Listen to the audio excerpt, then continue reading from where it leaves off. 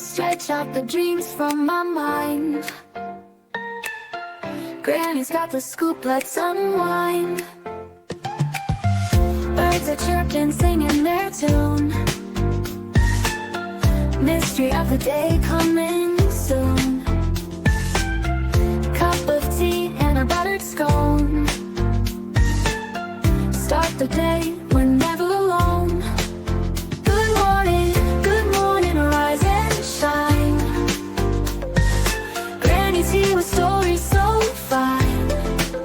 Good morning, off we go. To greet the world with a happy glow.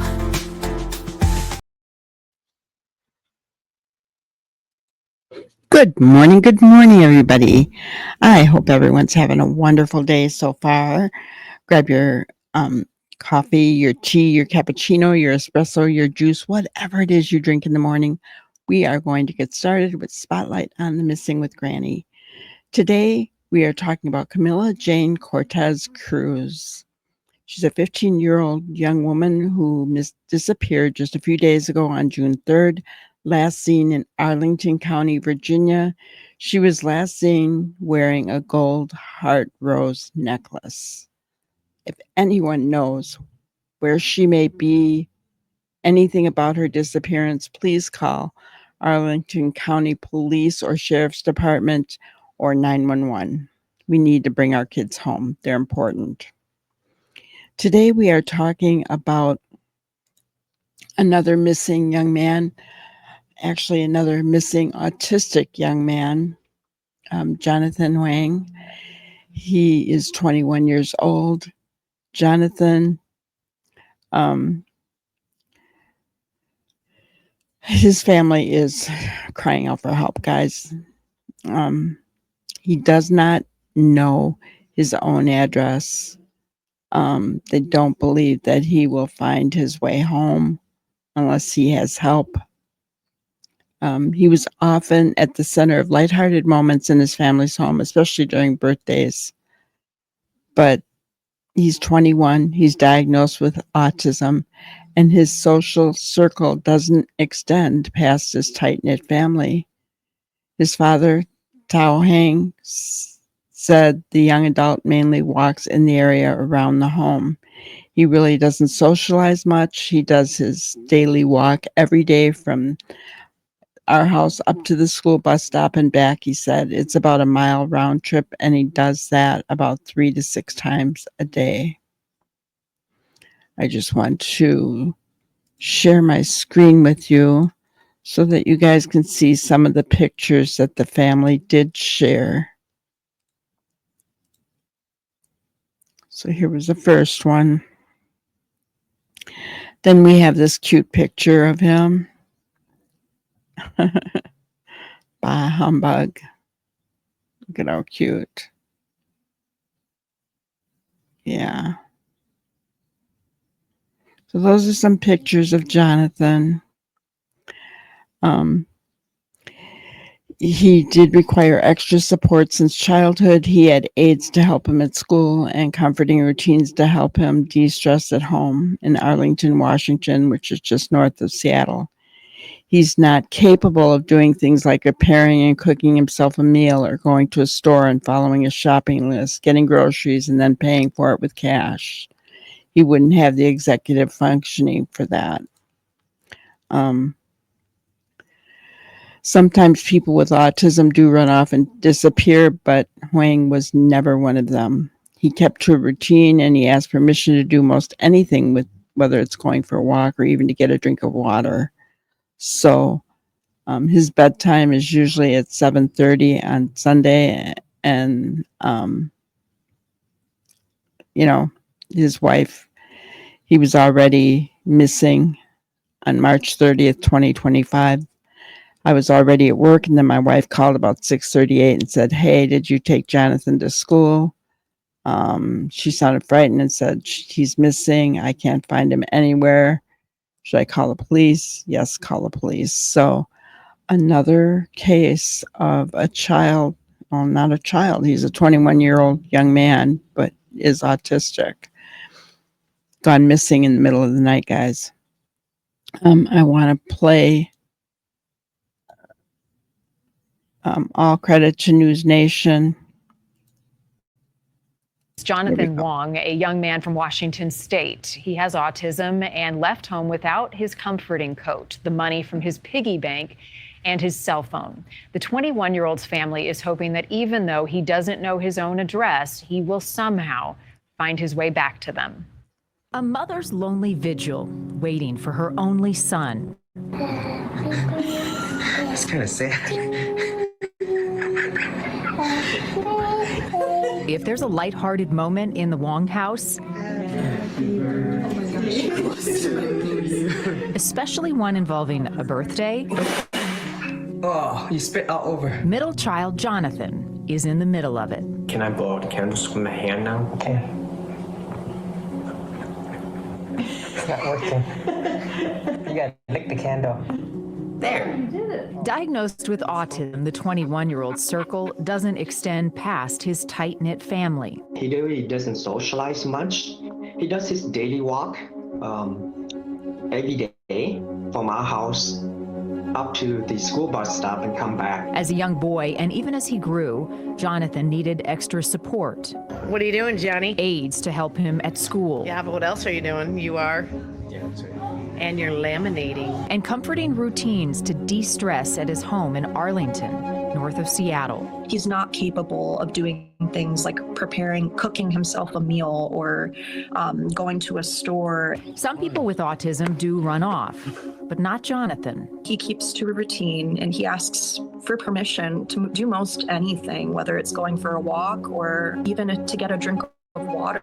He would ask for permission. And that's why what happened between his bedtime at 7:30 on Sunday, March 30th, and the next morning was instantly stressing. I was already at work, and then my wife called about 6:38 time frame and said, "Hey, did you take Jonathan to school?" She sounded frightened and said, "Jonathan's missing." She said, "I can't find him anywhere." And he said, "Should I call the police?" I said, "Yes, call the police." The first thing we look is, well, did he take his jacket? Because if he went anywhere, he would have his jacket. So didn't have his favorite jacket on, didn't bring his wallet, his IDs at home, his passports at home.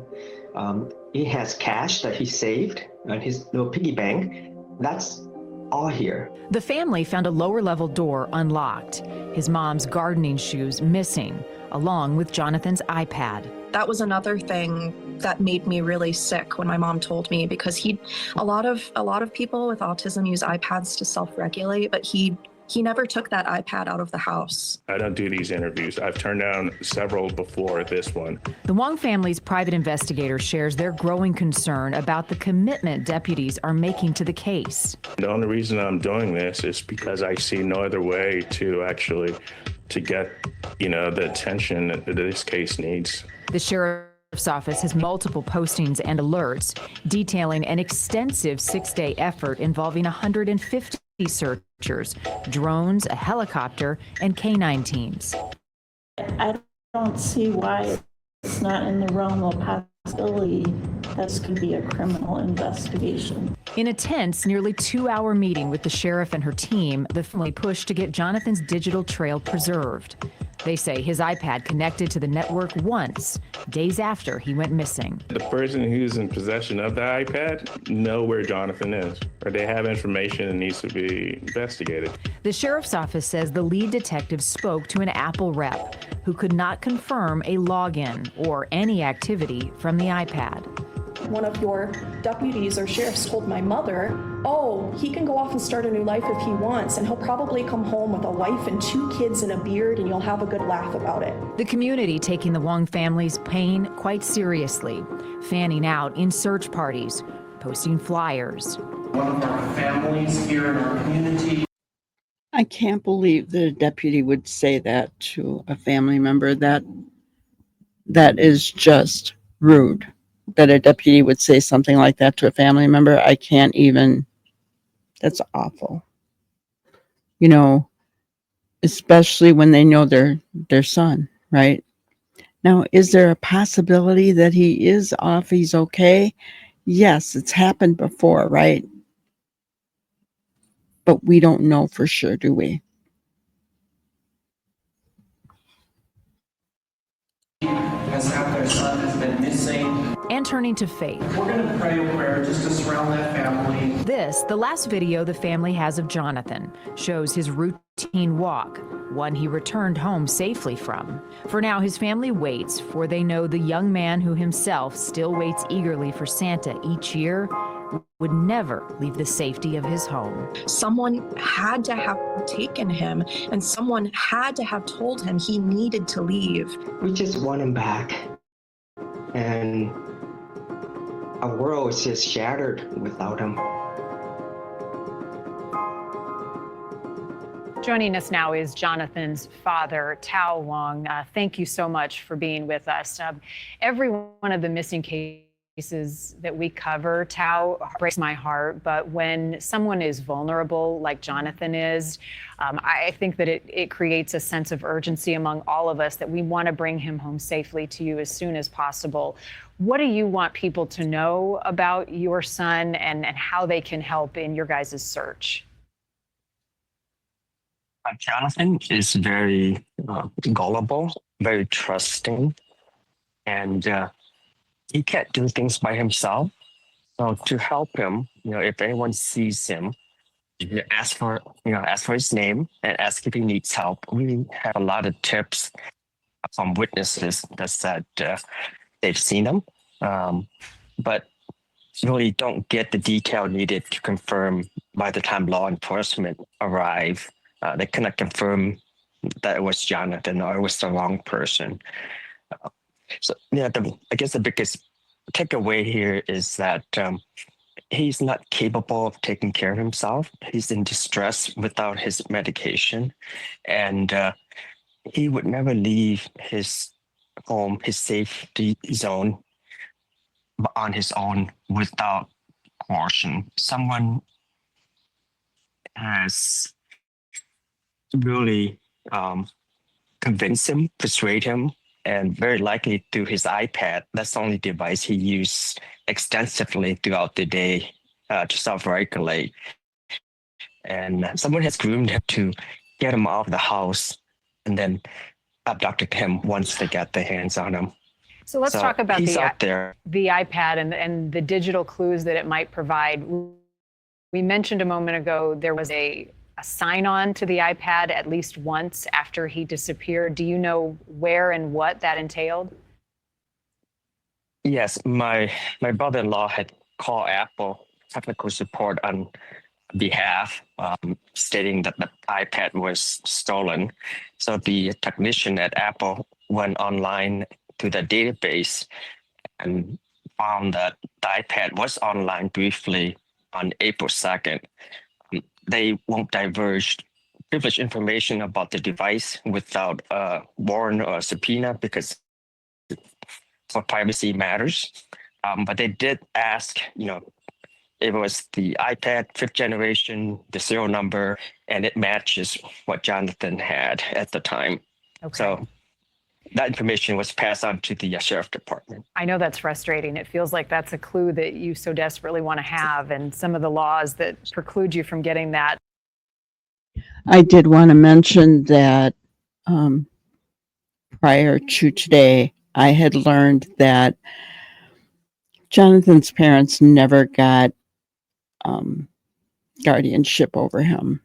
So because he's 21, they're running into issues of, like, from Apple, people not being able to give them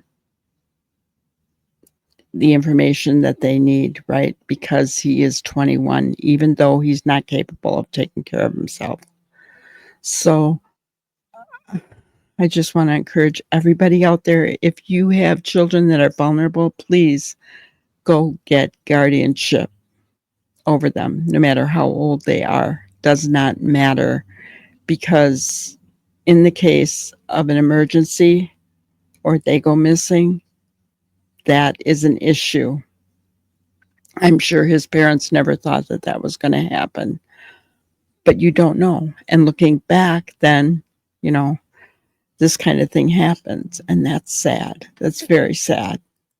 The night of March 30th, which was a Saturday, into that Sunday morning, somewhere in that time is when Jonathan left. Can you recall his behavior prior to that, like in the hours before? Was there anything unusual? He went on his usual walk. The only unusual aspect of it was he asked to go sleep downstairs in the guest room that evening. I was on the treadmill running, and he says making a lot of noise. He wants to go downstairs to sleep, and I told him, "Hey, it's really early. I'll be done in an hour or so, way before your bedtime." Then he said, "Okay." He went away, and I asked him to take a dog out before he go to bed, which he dutifully did. Got his jacket on, got his fitted beanie hat and shoes, took the dog out, put it away, put his jacket away, and went back to his room. And he came out again a few minutes later holding his iPad saying, "Hey, Dad, I don't feel well. Do you think I can stay home tomorrow?" And I said, "Well, just sleep on it. If you don't feel well in the morning, reassess with Mom, and you can stay home if you don't feel well." And he kind of nodded and went back into his room. And shortly thereafter, I looked up from the treadmill, and he was on his way downstairs. And I asked him, "Jonathan, where are you going?" He said, "Oh, I'm going to go to sleep." I thought it was kind of odd because I was going to be done soon, but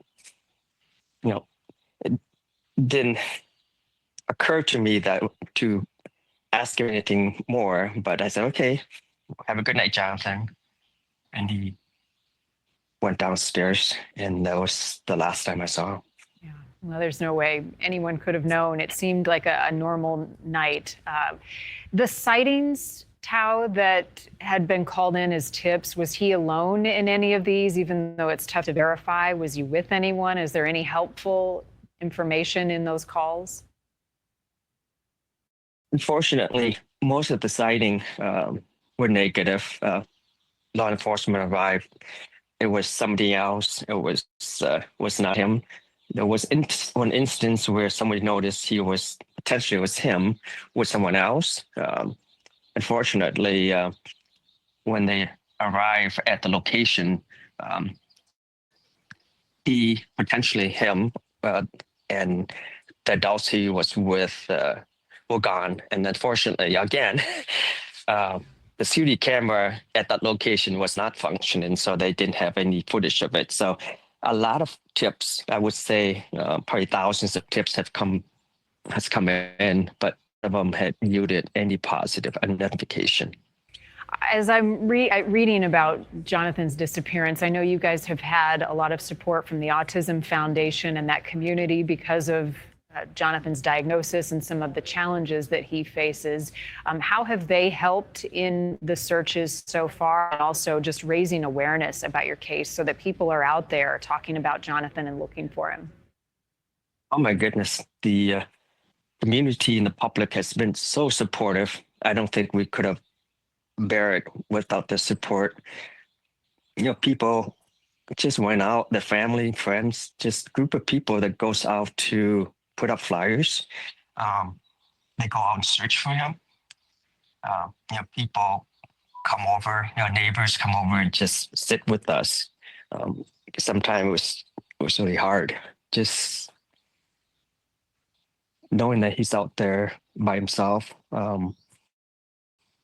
A neighbor organized a candlelight vigil. The whole community came out and showed their support.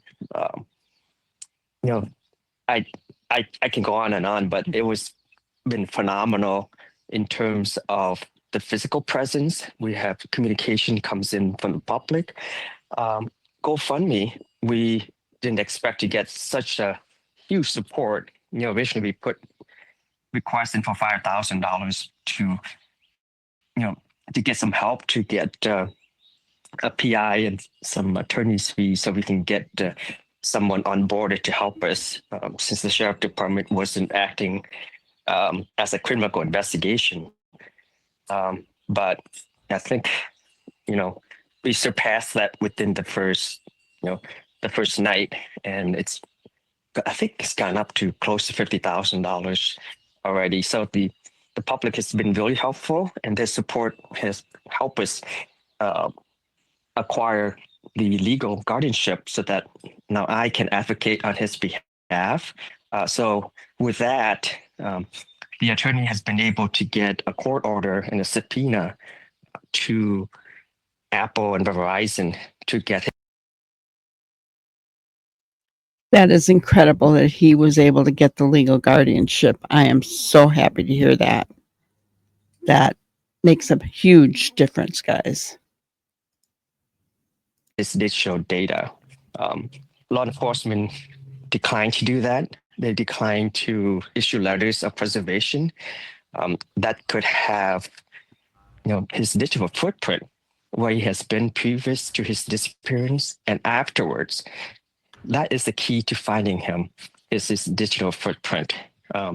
They just haven't been willing to do any of that. And we were devastated when the 30-day deadline came. Typically, that's the time when companies start to purge their data. So we were begging the sheriff department to please issue letters of preservation for the data, and they would not do that. They would issue subpoena because they don't consider it as a criminal case. And that's really the key to finding him. So this public support has been so helpful, and we're so grateful with the support.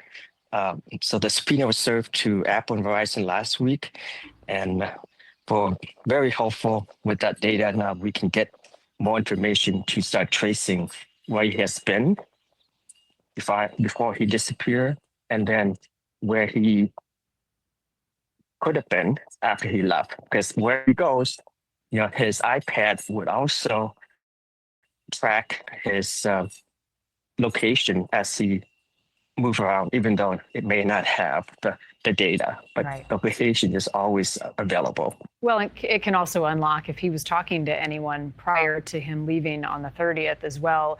How has this impacted the investigation, and is it deemed criminal at this point, Tao? Unfortunately, as of last Friday, we got a communication from the sheriff department saying nothing new to report, and that was about it. So they still consider it as a missing person. Okay, and the guardianship, in order for you to unlock that data, had it been preserved? I mean, since we are past the 30 days, do you know if you'll still have access to the information it might reveal? Without the letters of preservation from law enforcement, Apple or Verizon or communication company don't to preserve it. They can erase it or they can push it to their normal protocols. So we're really worried because if they have purged it and don't have the data anymore, we lose a critical forensic of knowing exactly where it could be. Yeah. How hard is it to not have Jonathan at home? And, we were talking today about so many missing families that are in your situation. It's the unknown that is the hardest to cope with. How are you managing the emotions around all of this and not knowing what's going on with your son? It's really difficult, but it's not about us. It's about Jonathan and his safety. We have a lot of support. Like I mentioned earlier, we have families, friends. We have people coming over to pray with us. So we feel very supported. I love that. It breaks my heart, but I love it. He said, it's not about us. It's about Jonathan and his safety. I have to say I'm disappointed in law enforcement in this case. The fact that they don't seem to take it seriously, that this is a young man who's vulnerable. And, they're not looking at it as a criminal case. They're not. It's just really sad. It's really sad. I do not understand that. Emotionally, it's unfathomable. You really can't experience and express it until you gone through it yourself. We've read stories about missing people before, and we always feel bad when we read and find out people that we know went missing. But to have it happen to you, it's devastating, and especially to someone vulnerable like Jonathan, who can't help himself, he can't advocate himself. It's very painful. I try not to think about it too much, because if I think about it, I don't think I can bear it.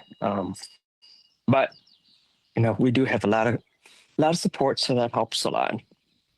If you could say anything to I get that, right? He says he doesn't think about it,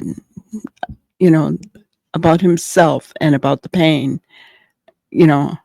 because he doesn't think he could bear it, right? He has to keep his mind focused on trying to find Jonathan. What else can they do, right?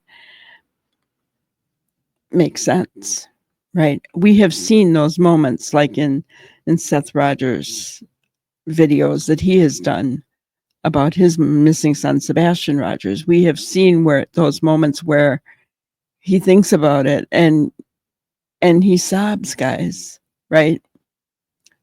And that's hard. It's difficult to watch a parent go through. It's very difficult. My heart goes out to this family. I can't imagine what they're dealing with. It's been 3 months. And I can't imagine how hard and how difficult it is. And I pray that they get answers, and that this doesn't become another Sebastian Rogers case. Jonathan to reassure him that you guys love him, you care about him, that you won't stop searching. What would you say to your son right now if you could speak to him? I would say, Jonathan, everything's going to be okay. No matter what happened, we will always, always love you. We will never forget you, and we'll be here, and we will not stop looking for you. There's nothing that you can do or anybody can do to make us stop loving you. And we'll be right here waiting for you. I hope he hears your words, Tao. And if anyone has him, what would your message to them be? I think I would just say that, Jonathan is very special, and we understand why you may want to have him. But he's his own person, and he deserves to live his own life where he chooses, where he is loved and protected. And, we will not, prosecute anyone who have taken him. We just want him back.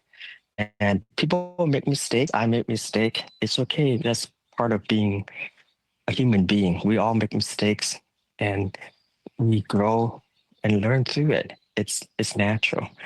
And, we will not hold it against you and your friends who has Jonathan. We forgive you. It's okay, right? We just want him back. And just know that, we understand that you go through hard times like everyone else. And it's okay that sometimes you make mistakes because of those hard times and those difficulties. But you can come and rise above that and let him go, and you can be a hero in the story. And we can all have a happy ever after. You can do the right thing. Tao, to you and your family, my heart breaks for you. I'm thinking about you, and I pray that Jonathan is home safely soon. Thank you for sharing your son, your joy, and your search with us. Thank you so much. We really appreciate what you do for Jonathan and for the community and for other family members who are also going through the same trauma of missing their loved ones. We really appreciate it, and God bless you. God bless you, and we are here for you. And for you watching or listening, if you see Jonathan or you have any information that can help bring him home to his parents, please call Crime Stoppers. You can leave an anonymous tip. We have that number on your screen. Again, he is from Arlington in Washington State. There you have it, guys. If anyone knows anything about Jonathan, please call Crime Stoppers 1-800-222-8477 or call 911. Please. He needs to be home with his parents. I want to thank you guys for being here today. I appreciate you so much. Please hit the like button on your way out, subscribe, change the notification bell to all so that you are notified when we do go live, which is most nights 5 p.m. Central Time.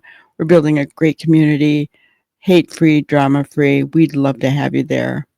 Thank you so much and have a wonderful day. Thank you for watching another episode of Granny's Crime Busters. We really appreciate each and every one of you.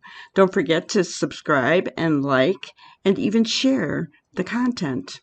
You can follow us on any of our other social media platforms at YouTube, Twitter, Instagram, Facebook, and TikTok. We really appreciate you guys, and you can also email us at grannyscrimebusters@gmail.com. Thank you so much, and we will see you on the next one. Thanks, guys.